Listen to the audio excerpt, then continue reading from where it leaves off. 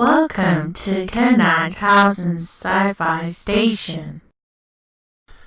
Okay, so I'm here to talk about Star Trek II: The Wrath of Kahn, otherwise known as my favourite Star Trek film. Now, the first Star Trek movie, the motion picture, was one of those films where basically it had an almost infinite-seeming budget thrown at it, and it tried to dazzle everyone with flashing lights, special effects, and basically money. But it didn't feel that much like a Star Trek film. No, it felt more like it was trying to be some kind of 2001 Space Odyssey thing. Wrath of Kahn takes it straight back to the original formula of Star Trek. It is in fact the follow-up to an old episode of the original Star Trek called Space Seed, about a man called Kahn, who is genetically engineered to be smarter, stronger, and basically better than the average human.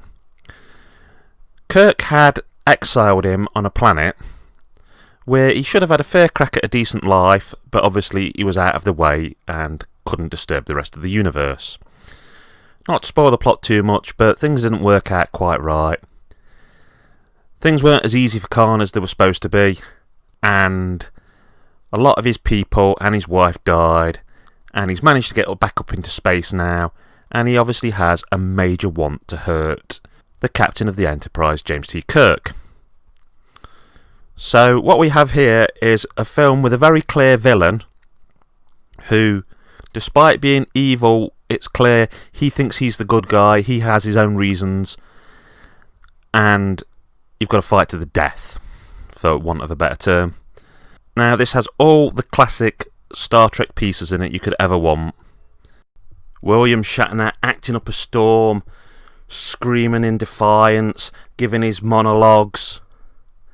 Ricardo Montalban acting in what can best be described as a Shakespearean way, giving these long speeches, waving his hand. To me, it's sci-fi gold. This film got everything right about Star Trek that the original motion picture misstepped. Now, I could give an exact description of everything that happens, but it's an old film. Probably a lot of people have seen it, and if you haven't seen it, really, it's one of those films where you need to just watch it. But if you have any love for Star Trek at all, try it. Even if you're not a Star Trek fan, I think the film, it tells you enough that it's quite a self-contained story, and it's worth it on its own. Okay, that's Kerr 9000 signing off, saying keep on watching those films.